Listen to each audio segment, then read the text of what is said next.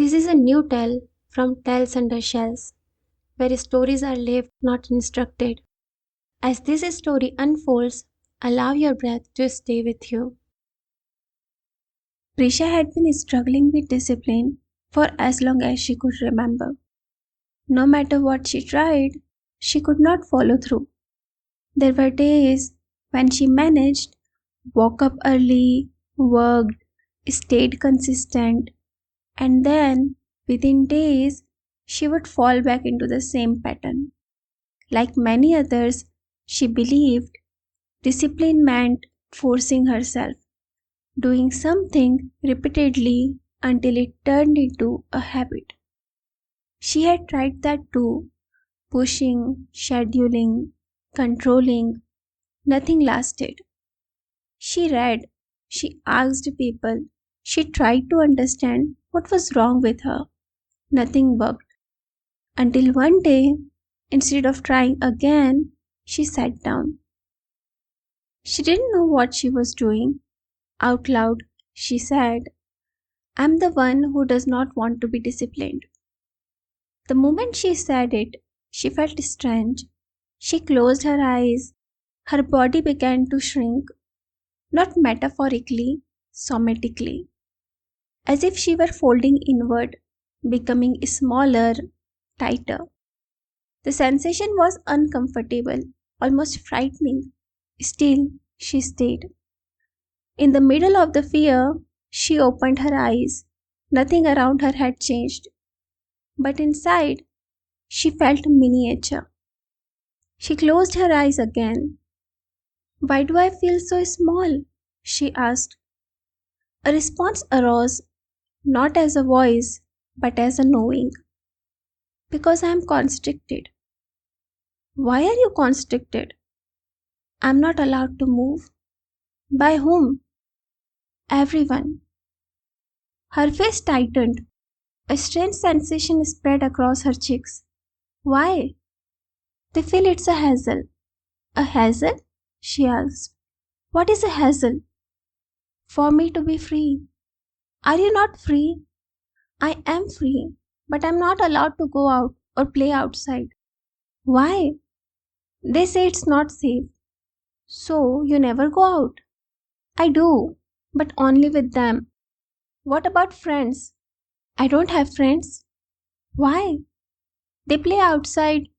Everyone says they are not good. She paused. What do you do all day then?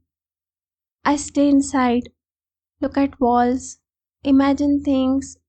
Sometimes I talk if someone is home, but mostly they are busy. TV? We didn't have a TV. Don't you get bored? I do. I want to go out, but I can't. A pause. I did go out a few times, and then they punished me. Punished? They beat me. Silence. I don't go out now, the part said. I stay inside. I play with mud. I feel alone most of the time. I want to be free, but I feel constricted. Have you ever told them? I did. They say I'm fine and should not create invisible issues. A long pause. She knew this was not imagination, even though she had no clear memories, but she remembered never having friends, rarely leaving the house. As a child, she had not been allowed outside much. This was real. Still, she felt confused. What does this have to do with discipline? She tried to bring the conversation back. So you don't want to be disciplined? Warmth spread across her face. Discipline, the part said. I don't like it. Why? It makes me feel constricted. That surprised her. How does discipline feel like constriction? The response came quickly. You don't know? Discipline means scheduling, deciding, I will do this, then this, no matter what I want. It paused. It feels like being caged again, inside walls. She sat with that. Discipline does involve structure, time, boundaries, decisions, but does discipline constrict? Pages lay beside her, plans, routines, schedules, and suddenly questions came rushing in. Why do you want to wake up at 5? Why do you want to schedule lunch? Why exercise every day when we don't want to?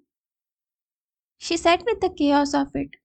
Then she asked quietly, constriction is like a wall which stops us from doing what we want. Is discipline really the same? If we make a schedule, are we always stopping ourselves? But what if the schedule is made from what we want, not against it? I want to wake up early because I feel energized when I do. If I follow that, am I constricting myself or aligning with myself? She was confused. Still, she wanted to understand. She waited. What is the difference between constriction and discipline? The question felt innocent and very real. She answered slowly. Constricting is when someone stops us from doing what we want. Discipline, she continued, is aligning our actions with what we actually want. If I choose what I truly want and align my actions with that, am I restricting myself or choosing myself? And if I don't want something, maybe the answer is not to abandon discipline, but to change what I am being disciplined for. Silence, then softly. So, discipline is not constriction. She nodded. The sensations faded, the space inside her settled. She didn't know if the part was healed. She didn't know if discipline would suddenly become easy. But something had shifted. That day, she cleaned her house, decluttered her space. At night, she glanced at the clock. I have to sleep by 9. She paused. No, I want to sleep by 9. My body needs rest. She smiled, not because she had to, but because she wanted to. From then on, whenever she planned something, she noticed the language. Not I have to, but I want to. Because discipline no longer felt like a cage, it felt like cooperation. But wait, what about the one who is still constricted within those childhood walls? Is there a part of her that wants to move freely, work outside, live beyond desk and schedules? Or will those same walls rise again the moment she steps outside to pursue more? She is not conscious of it yet, but someday that part may rise and say, I don't want to stay within these walls anymore. Let's go beyond. Or just as honestly, I'm too scared to go out. They will punish me. If something is stayed inside you, you don't have to name it. Just know you're not wrong for feeling this way.